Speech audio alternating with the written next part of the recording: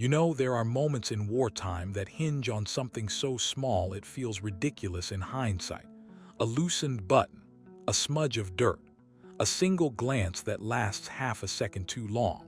And on one gray morning in 1943, at a checkpoint on the edge of a city that had already learned how to hold its breath, an entire underground network hung on one thing: a girl who looked like she had wandered away from home. She didn't look like a spy. She didn't look like a courier. She didn't look like anyone worth stopping. Her coat was too big for her shoulders, the sleeves swallowing her wrists. Her hair was tucked into a cheap scarf. Her cheeks were windburned in that way that makes you look younger than you are. She held a paper bag in one hand like it was all she owned in the world. And when the line of civilians shuffled forward and the German guards barked for papers, she did something that made perfect, chilling sense. She stared at the ground and started to cry. Not loud, not theatrical, just enough to make people uncomfortable. Just enough to make a soldier feel like he was suddenly dealing with a problem that wasn't worth his time. A guard stepped in front of her, the kind of man who looked bored by cruelty, because cruelty had become routine. He glanced at her face, then at the bag, then at the crowd behind her. And in his eyes you could see the calculation. This is a child. This is nothing. This is not where the danger lives. So he waved her past. They shouldn't have. Because inside that paper bag, under a heel of bread and a bruised apple, was a bundle the size of a fist wrapped in wax paper. Inside that bundle was a strip of microfilm, a hand-drawn map, and a list of names written so small it looked like thread. It was a warning to people who were about to be raided, an instruction for a weapons drop, and a set of contacts that had to be moved before someone under torture could give them away. If it was found, it wouldn't just kill the girl holding it. It would pull an entire web of resistance work into the light, and the girl holding it was not lost at all. Her name, at least the name she used that day, was Ania Kowalska. That was what her paper said. Ania, 15 years old, Catholic, born in a village that no one at this checkpoint would ever bother to verify. A girl with a thin face and a quick way of lowering her eyes. A girl who, if you didn't look closely, might as well have been invisible. But her real name belonged to a family that no longer existed in any official records. Her real name belonged to a world the Nazis were trying to erase one train car at a time. And the reason she was alive to hold those false papers in her shaking hand came down to one brutal truth. In occupied Europe, survival often belonged to the people who could become someone else. Now, before we go further, you need to understand what a courier really was in places like this. When we picture resistance, we picture explosions, assassinations, sabotage in the night. And yes, that happened. But the resistance also lived in the quiet things. A knock at the right door, a phrase spoken in a stairwell, a note slipped into a seam, a message memorized and the paper burned. It lived in the stubborn, repetitive act of moving information from one human being to another without letting the wrong eyes see it. And across occupied Europe, many of the most effective couriers were young women, often teenagers, because the Nazis and their collaborators underestimated them. They were less likely to be searched, less likely to be suspected, more likely to be waved through with a grunt and a gesture, especially if they looked harmless. Memorial institutions have documented how young female couriers carried messages, money, forged documents, even weapons between communities, acting as lifelines when entire populations were being isolated and hunted. Ania's story fits that pattern, even if her details are a composite, because the method was real, the logic was real, the danger was real, and the trick was always the same: be seen but not noticed. Ania had been a normal girl before the occupation. She had argued with her mother about chores. She had rolled her eyes at her father's stories. She had been more worried about school than borders. She liked books. She liked the idea that one day she would leave the city and see the world, because that's what young people do. They assume the world will still be there. Then the world changed. It changed in the way it always changes at first, with small rules that sound temporary: curfews, identification, restrictions. Then it changed again and the rules became walls, and the walls became trains, and the trains became silence. Ania's father disappeared first. Taken for work. That was the word people used because it was easier than saying what they suspected. Her mother tried to keep them alive by trading whatever they had. A ring for bread, a blanket for potatoes, a winter coat for medicine that barely helped. Ania learned quickly that you could not survive on dignity. You survived on motion. At first, she became a runner inside the closed district. Little tasks. Carry this note. Deliver this message. Memorize this address and burn the paper. She discovered she had a talent for it. She was good at remembering details, good at reading faces, good at walking like she belonged. And then someone noticed. It wasn't dramatic, no candlelit vow. It was a woman in her 20s who slid onto the bench beside Ania in a soup line and asked a simple question. Do you want to be useful? The woman was part of a network that moved between the sealed district and the outside city. They carried news between separated families. They carried forged stamps, ration cards, instructions. Sometimes they carried pills that meant the difference between life and death. Sometimes they carried money, because money could buy time. The woman looked Ania up and down and made a decision that changed everything. You look younger than you are, she said. Ania didn't know if that was an insult. It might save your life, the woman added, if you can learn to use it. That was the beginning. The first time Ania went outside, she thought she might vomit from fear. Not because she was weak, but because her body understood something her mind was still catching up to. The outside was not freedom. It was another kind of trap. She wore her scarf the way Catholic girls wore it.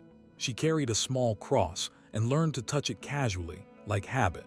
She practiced prayers until the words came out with the easy rhythm of a child raised in church. She learned to answer simple questions without hesitation. Where were you born? What parish? Who is your priest? The network drilled these things into her because hesitation was death. And then there was the face, the expression. Fear attracts attention. The goal was not to be brave. The goal was to be boring. So Ania learned to be boring. She learned to sigh at the right time, to complain about the cold in a way that sounded ordinary, to look slightly annoyed, the way people look when they're delayed by paperwork. And she learned, most importantly, when to act small, because sometimes the safest disguise wasn't confidence. Sometimes it was vulnerability. That brings us back to the checkpoint. The mission that morning wasn't supposed to be her biggest. It was a package, a warning, a list of contacts that had to move because someone had been arrested and might talk. The underground never had the luxury of certainty. They worked on probabilities. They assumed the worst and moved fast. In a back room, the kind of place where the walls seemed to listen, a man pressed the wax-wrapped bundle into her hand and told her two things. If you're caught, you swallow the film. Then, after a pause, if you can. He didn't say it like a threat, he said it like a fact. Then he told her the route. Early, blend with the workers, cross near the tram line, walk 3 blocks to a tailor shop that still did business for Germans. Ask for blue thread. Take the new bag. Don't stay. Ania walked with the crowd toward the checkpoint, hands numb inside thin gloves. She kept her shoulders hunched to look smaller. She kept her eyes down, not from shame, but because eyes are dangerous. Eyes connect. Eyes invite scrutiny. The line stopped. A soldier shouted. Someone fumbled their papers. A guard slapped the man hard enough that the sound cut through the cold air like a gunshot. People flinched, but no one moved. That was another rule. Don't react too strongly. Strong reactions are interesting. When it was Ania's turn, she held out her papers with a hand that trembled just enough to sell the act. The guard took them without looking at her, already tired. But then his attention snagged on something. Maybe the ink, maybe the stamp. Maybe he was bored and wanted a little entertainment. He looked up. How old are you? He asked in German. Ania swallowed. She knew the answer. It was on the paper, but he wasn't asking for information. He was asking for a mistake. 15, she said, soft. He tilted his head. 15, he repeated, like he was tasting the word. Then he glanced down at the bag. "What's that?" "Food," she said. "For my mother." He held out his hand. "Show me." Now this was the moment, because the bundle was inside the bag. If he dug, he might feel it. If he found it, she would not make it to the end of the street. And even if she somehow lived, the people on that list might not. Anya didn't yank the bag away. That would be panic. Panic is guilt. Instead, she did what the network had taught her for moments like this. She created a different problem. She opened the bag and lifted the bread and the apple with careful hands, like she was embarrassed by how little there was. She let her lip tremble. She let her eyes get wet. She let the humiliation of poverty become her shield. "I'm sorry," she whispered, like she had done something wrong by being hungry. The guard's expression shifted, not to kindness, to irritation. Because now, if he kept pushing, he would be pushing a crying child, and that meant a scene. A crowd watching, paperwork, trouble. He reached into the bag anyway, fingers brushing crumbs. His hand closed around something. The bundle. Anya felt her heart slam against her ribs. Her mind split into two tracks at once. One part of her was already rehearsing the swallow. The other part watched his face for the moment it changed. He squeezed the bundle once like a man checking for a weapon, and the wax paper gave him the sensation he expected. Soft, pliable, harmless, like butter, like lard, like a chunk of something edible wrapped for transport. Because that's what the network had done. They had sealed the film inside a layer of rendered fat, then wrapped it in wax paper. Touch it quickly and it felt like food. Hold it too long and it warmed and smelled like cooking. Anya watched the guard's fingers get greasy. He frowned. "What is this?" Anya didn't answer immediately. She sniffed. She wiped her cheek with her sleeve, and she let the tears come faster. "It's for my mother," she whispered. "She's sick, please." The tears were real now, not because she wanted sympathy, but because her body couldn't hold everything inside forever. An older woman behind Anya muttered something under her breath and shook her head, the universal language of, "Leave the child alone." Anya hadn't arranged that. She couldn't. But fear creates strange alliances. Sometimes strangers help you because they want the moment to end. The guard cursed. He wiped his hand on his coat as if the grease offended him more than the poverty. He shoved the papers back at Anya. "Go," he snapped, "and stop crying." Anya didn't run. Running is interesting. She walked. She sniffed. She wiped her nose with the back of her glove like a girl who didn't know better. She stumbled once on purpose to keep the act alive for a few more steps. Then she was through. And only then, once the checkpoint noise faded behind her, did she let her body remember how to breathe. Passing the checkpoint wasn't the end. It was just the end of that particular danger, because a courier didn't get one test. You got dozens. A glance from a policeman, a question from a neighbor, a collaborator who recognizes your shoes, a child who asks why your accent is wrong. Every step is a new exam. And the punishment for failing those exams was designed to terrify everyone else into obedience. If a courier was caught with papers or film, the interrogation usually came first. Sometimes it was a basement room. Sometimes it was a police station. Sometimes it was a cell where you could hear other people screaming through the walls. The goal was never just to punish you. The goal was to turn you into a map, a list, a chain of names and addresses. That's why couriers memorized routes and burned notes. That's why they used code words like blue thread. That's why a single bundle in a paper bag could matter more than a rifle. A rifle could kill one person. A compromised network could kill dozens. So when Anya walked away from the checkpoint, she wasn't celebrating. She was resetting. She was scanning for the next test. Anya turned toward the tailor shop. She kept her pace steady. She did not look back. She looked at the ground and counted her steps the way her father had once taught her when she was small. The shop was narrow, the window full of carefully repaired coats. On the door hung a sign that claimed repairs and alterations. The irony was brutal. An entire city being altered by occupation, and here was a man making a living altering cuffs. Anya stepped inside. Warm air hit her face. The smell of fabric and chalk filled her nose. An older man looked up from a sewing machine. He had the calm eyes of someone who had learned to hide his reactions. "Can I help you?" he asked in Polish flat. Ania delivered the line. "Do you have blue thread?" The man didn't nod. He didn't smile. He simply reached under the counter and pulled out a bag that looked almost identical to hers. "Blue thread is scarce," he said, "but perhaps this will do." Ania set her bag down. The exchange took less than 3 seconds. If anyone watched, it would look like commerce.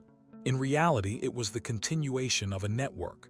Ania took the new bag and turned to leave, and that's when the bell above the door jingled again. A German soldier stepped inside, not the guard from the checkpoint. Another one, younger, cleaner uniform, the kind of soldier who still had energy, the kind of soldier who still believed the rules mattered. He looked at Ania, then at the tailor, then back at Ania, and he smiled in a way that made the skin on her arms prickle. "You," he said in Polish, surprisingly fluent. "Where are you going with that?" This was the second test. The one the title promises. The moment when someone decided to poke the disguise and see if it bled. Ania forced air into her lungs. Be boring, she told herself. Be small. "I'm taking it to my aunt," she said. The soldier's smile widened. "Your aunt," he repeated. "Where does your aunt live?" Ania named an address. Not real, but plausible, chosen by the network because it sounded ordinary. "And your aunt's name?" he asked. "Names are traps. Details are traps." Ania gave the name printed on her papers. A simple, common name. Then she waited, face neutral, eyes lowered at just the right angle. The soldier stepped closer. "Your priest," he said almost casually. A classic test. A Catholic girl would know.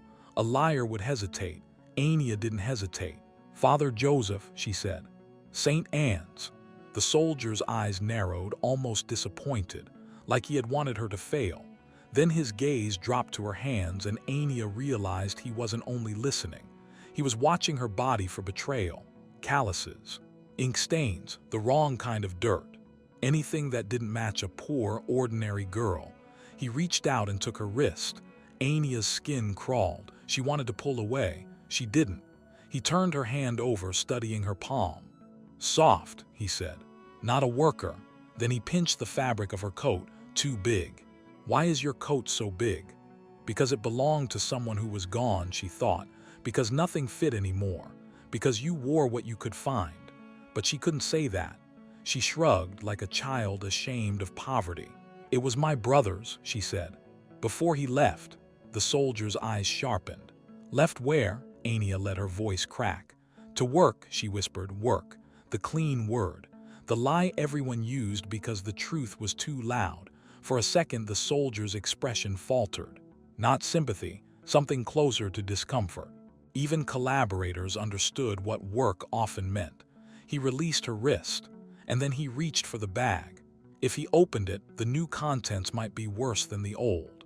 The tailor's bag could contain stamps, ration cards, weapon parts, paper that didn't feel like butter, paper that couldn't be explained with tears. Ania's mind raced. Tears only worked so many times. She needed something else. So she did the one thing that can sometimes knock a predator off balance. She made him worry about being seen. She stepped back, lifted her chin, and in a voice that was suddenly sharper, she said, "Are you going to steal our food too?" The shop went silent. The tailor's eyes flicked toward her, alarmed, because this was dangerous. This was not boring. This was interesting. But Ania understood something. Occupation was also theater. Power cared about face. The soldier had been enjoying a private little game of fear. If she turned it into a public accusation, he had to choose between cruelty and embarrassment. There was a beat of silence. Then the soldier barked a laugh as if she had made a joke, as if this was all amusing. He held up his hands. "Go," he said, suddenly loud. "Go on, little mouse, before I change my mind." Ania didn't wait for permission twice. She turned and walked out. Only when the door shut behind her did she realize her knees were shaking so hard she could barely keep her balance. She walked fast but did not run until she reached the corner and blended into a group of women carrying baskets. She kept her face turned away from the main street. She listened for footsteps behind her. She heard none. And that is how she lived, in the narrow space between panic and control. That afternoon, Anya delivered the tailor's bag to the next contact. A woman in a basement apartment took it without a word and handed Anya a single coin, not as payment, but as proof the exchange had happened. The coin would be shown to someone else, confirming the chain was intact. Then Anya walked back toward the Seal district before curfew, moving through streets that felt like a different planet. Outside, there were shop windows and arguments and tram bells.